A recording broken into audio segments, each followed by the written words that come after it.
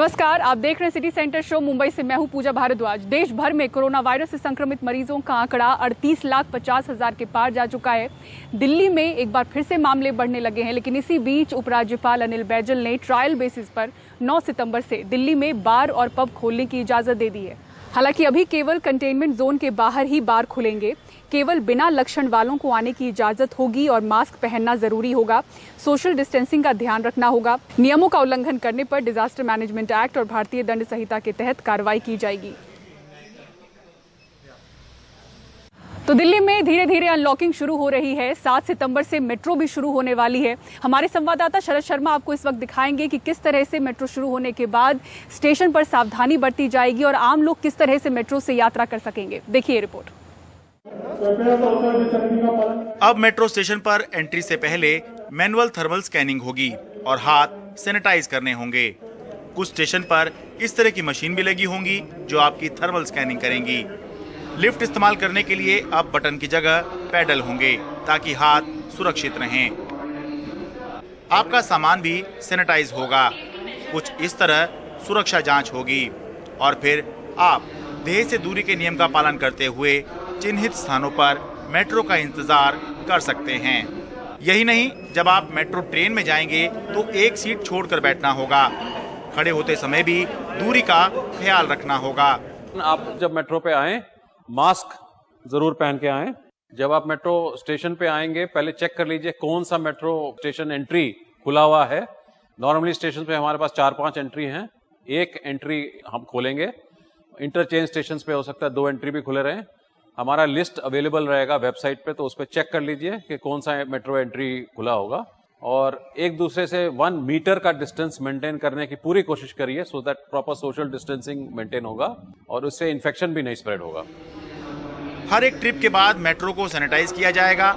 यात्रा केवल metro smart card से हो सकेगी। भुगतान भी सिर्फ डिजिटल होगा। मास्क लगाना अनिवार्य होगा। ट्रेन के एसी को मॉडिफाई किया गया है जिससे ज्यादा से ज्यादा ताजा हवा अंदर आ सके और हर 7 दिन में एसी फिल्टर साफ होंगे। 7 सितंबर को दिल्ली मेट्रो की केवल येलो लाइन शुरू होगी और वो भी सुबह शाम 4-4 घंटा। लेकिन 12 सितंबर से सभी लाइन पर मेट्रो सुबह 6 बजे से लेकर रात को 11 बजे तक चलेगी। मार्च के बाद पहली बार मेट्रो सितंबर में चलेगी। इसे चलवा तो सरकार रही है, लेकिन ये चलती रहे, ये जिम्मेदारी आपकी और हमारी है, क्योंकि अगर नियमों का पालन करते रहेंगे तो जिंदगी की तरह मेट्रो भी बढ़िया तरीके से चलती रहेगी, वरना हो सकता है सरकार को अपने फैसले की समीक्षा करनी पड़े। दिल्ली मेट्रो से अपने कैमरा सहयोगी सुशील राठी के साथ मैं शरद शर्मा, एनडीटीवी इंडिया। तो जिस तरह से दिल्ली में अनलॉकिंग के साथ साथ पिछले कुछ समय से मामले बढ़े हैं, वैसे ही मुंबई में भी अनलॉकिंग के साथ साथ बीते कुछ समय से मामले बढ़ते हुए दिख रहे हैं। लेकिन लगातार मुंबई पर सवाल उठ रहे हैं कि क्या मुंबई टेस्टिंग को लेकर संजीदा नहीं है। और अब इसलिए भी पूछे जा रहे हैं क्योंकि टेस्टिंग को आसान किए जाने के बावजूद, इसकी क्षमता बढ़ाए जाने के बावजूद अगस्त महीने में महज 14% ही टेस्टिंग में इजाफा हुआ है। वहीं राज्य की अगर बात करें तो अगस्त महीने में 67% ज्यादा टेस्टिंग हुई है। प्रचंड मोठं नुकसान। महाराष्ट्र के पूर्व मुख्यमंत्री देवेंद्र फडणवीस ने मुंबई में कोरोना टेस्टिंग कम होने पर उद्धव सरकार को चिट्ठी लिखी है। मुंबई में जिस तरह से टेस्टिंग कम हो रही है और पॉजिटिव रेट में हम काफी ऊपर हैं, इन सब के आंकड़े मैंने मुख्यमंत्री जी को दे दिए हैं। टेस्टिंग बढ़नी चाहिए ताकि पॉजिटिव रेट और डेथ रेट कम कर पाएं। इस उद्देश्य के साथ मैंने ये खत उनको दिया है। आंकड़े भी कम टेस्टिंग की तस्दीक करते हैं। जुलाई में मुंबई में रोजाना औसतन 6,671 टेस्ट होते थे, जबकि अगस्त महीने में ये औसत 7,685 ही हो पाया, यानी बस 14% की बढ़ोतरी। जबकि दावा रहा है कि मुंबई में 12,000 टेस्ट रोज हो सकते हैं। वैसे इसी दौरान अगस्त महीने में पूरे महाराष्ट्र में करीब 67% ज्यादा टेस्टिंग हुई है। इस महीने में औसतन हर दिन करीब 65,000 टेस्ट हुए हैं। खुद कोरोना से संक्रमित होकर मरीजों की सेवा में लौटे शहर के जाने माने डॉक्टर जलील पारकर टेस्टिंग और ट्रेसिंग को बेहद अहम बता रहे हैं। ट्रीटमेंट तो वही है और ट्रीटमेंट में भी काफ़ी कोई चेंजेस आए, कोई नई दवाइयाँ आई नहीं है। तो हमारे को जो अगर कंट्रोल करना है पॉपुलेशन पे और कोविड पे अगर हावी होना है, तो हमारे पास 2-3 रास्ते हैं। पहला तो है कि टेस्टिंग। नंबर 2 है कि ट्रेसिंग। अब हमने खुद सोचा था और हमने देखा भी था कि कोविड धीरे धीरे कम हो रहा था, लेकिन अब हमने देखा है कि लास्ट एक हफ्ते से फिर से उसका बढ़ावा आने लगा है, दिख रहा है। अब उसकी वजह क्या है, ये सोच सोच के तो हम सब थक चुके हैं, मैं भी थक चुका हूँ। अब सोचना मैंने छोड़ दिया है, अब तो ये करना है कि कहाँ से हम किसकी कैसी जान बचाएं।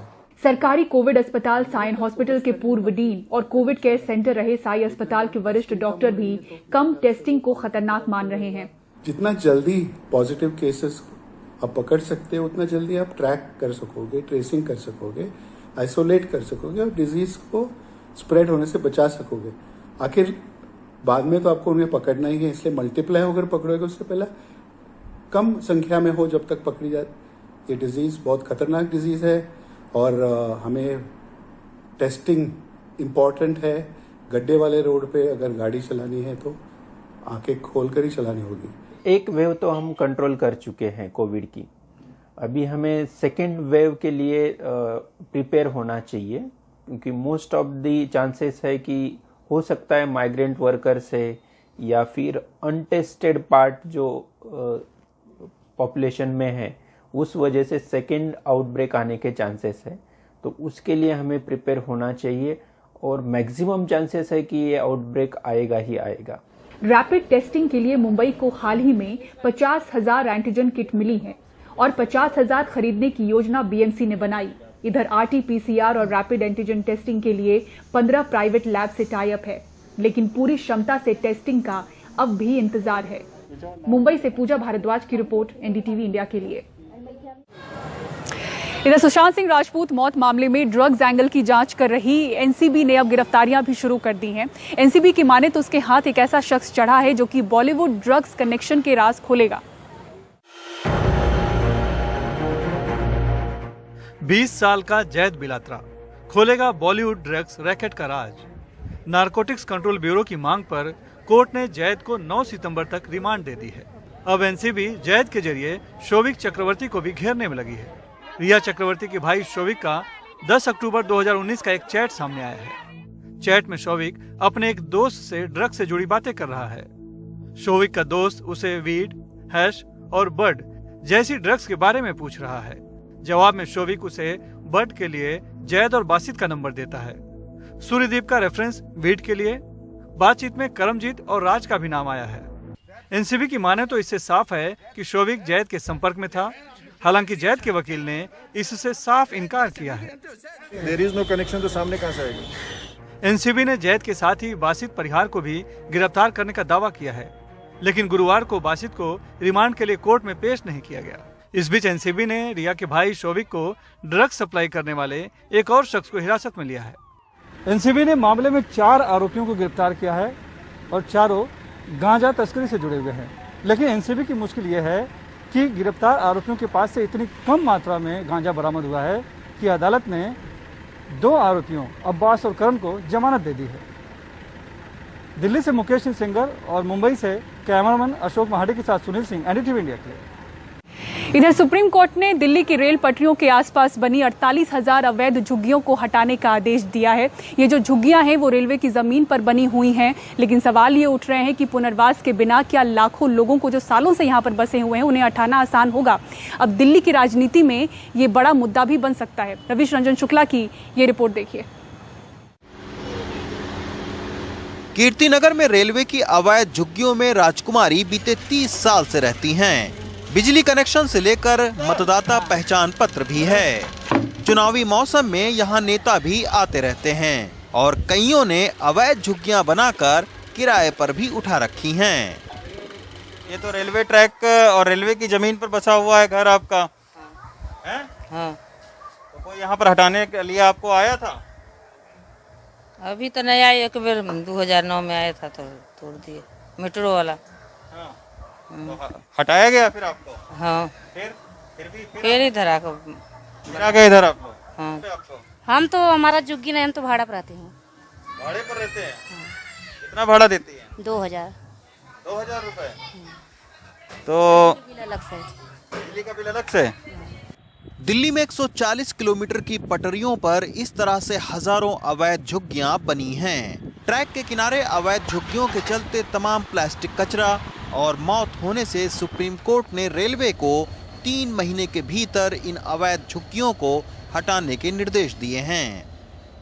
ये झुग्गी है और इसके ठीक बगल में ये आप देख सकते हैं कि रेलवे ट्रैक है और इसी रेलवे ट्रैक पर ये आप देखिए कि ट्रेन भी आ रही है, ट्रेन का इंजन आ रहा। इस रेलवे ट्रैक पर ऐसे तमाम सारे हादसे भी होते रहते हैं। 4 लोगों की हर दिन मौत होती है। यहाँ तो हादसे भी होते होंगे। हादसे तो 2-3 बार हो रखे हैं। हो रखे, मौत तो हो रखी है। मौत हो चुकी है। हाँ। औरत की यहीं पे मौत हुई थी, यहीं पे बगल में वो आ रही थी चौथी पटरी पे। अच्छा, तो इनको हटाना भी, इन झुग्गियों को, एक बहुत बड़ा राजनीतिक मुद्दा दिल्ली के अंदर बनेगा। कोर्ट ने रेलवे को 3 महीने के भीतर इन अवैध झुग्गियों को हटाने के निर्देश दिए हैं। कोर्ट ने कहा है कि कोई भी अदालत झुग्गी झोपड़ियों को हटाने पर कोई स्टे न दे। रेलवे सुरक्षा जोन में 3 महीने के अंदर अतिक्रमण हटाया जाए। अतिक्रमण हटाने के काम में किसी भी तरह के राजनीतिक दबाव बर्दाश्त नहीं किया जाएगा। सुप्रीम कोर्ट के निर्देश पर रेलवे ने भी सही प्रतिक्रिया दी है। माननीय सुप्रीम कोर्ट का जो भी आदेश होगा उसको अभी तो मुझे कल बताया है किसी ने, तो उसको लेटर एंड स्पिरिट में उसको इम्प्लीमेंट किया जाएगा। देखिए, इसकी निटी ग्रिटी में जाने की अभी फ़िलहाल ज़रूरत नहीं है।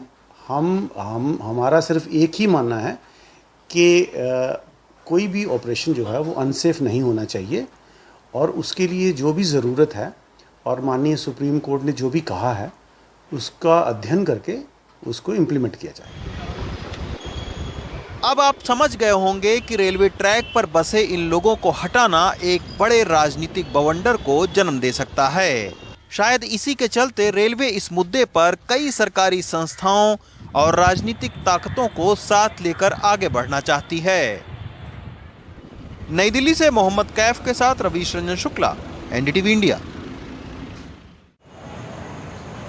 और भाई ये बात करते हैं उत्तर प्रदेश के बलिया की, जहां स्थानीय लोगों और पुलिस के बीच जमकर झड़प हो गई। लोगों ने पुलिस वालों पर पत्थर बरसाए, यहां तक कि उनकी गाड़ी और पोस्ट में आग भी लगा दी।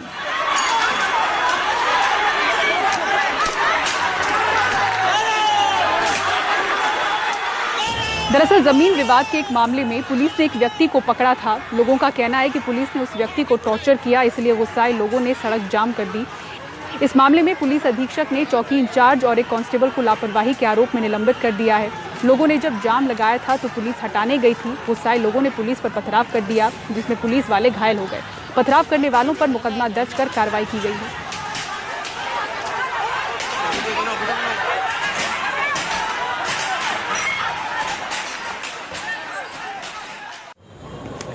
कोरोना काल में जेईई और नीट की परीक्षा कराने का भारत सरकार का जो फैसला है वो चर्चा का विषय बना हुआ है।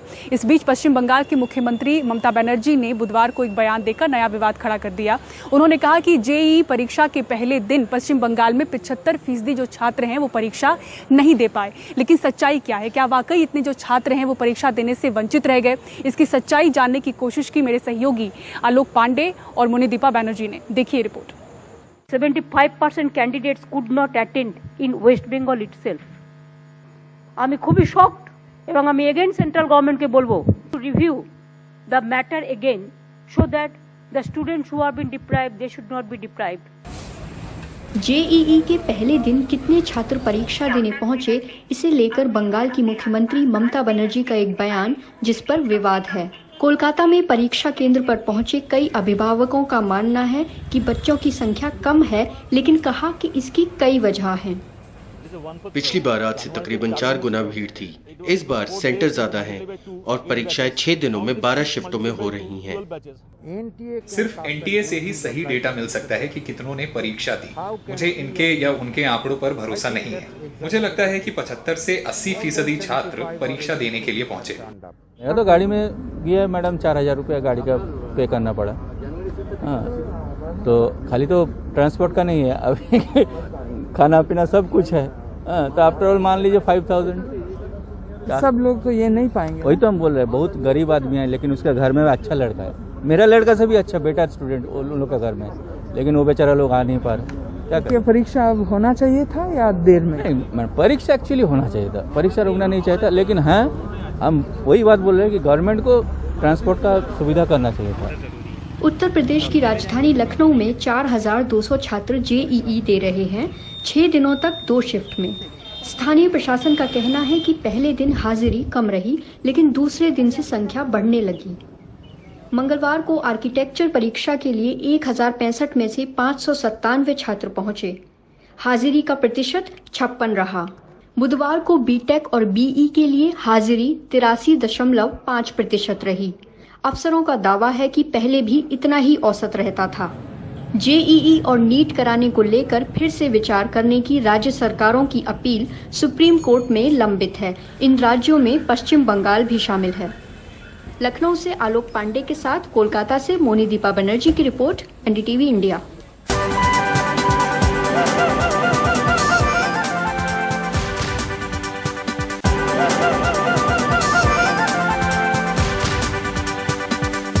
कोरोना वायरस के बढ़ते मामलों के बीच बेंगलुरु के कलाकार ने जागरूकता बढ़ाने के लिए जगह जगह स्ट्रीट आर्ट बनाई। तस्वीरों में मास्क पहनने का संदेश दिया गया। जमीन पर कोरोना वायरस की भी आकृति बनाई गई। तस्वीरों से लोग खुद को जोड़ सके, इसलिए उन्होंने फिल्मों के भी कुछ सीन्स को तैयार किया। इनमें टाइटैनिक फिल्म का भी सीन था। आर्टिस्ट का कहना है कि उनका मकसद कोरोना के खिलाफ संदेश देना है।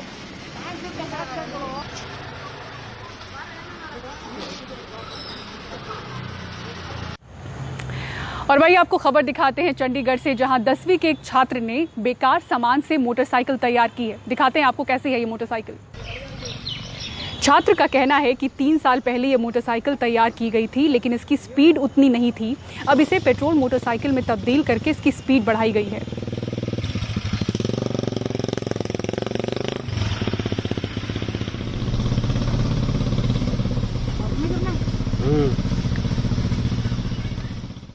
और इसी के साथ सिटी सेंटर शो में मुझे दीजिए इजाजत, लेकिन खबरों के लिए देखते रहें एनडीटीवी इंडिया। नमस्कार।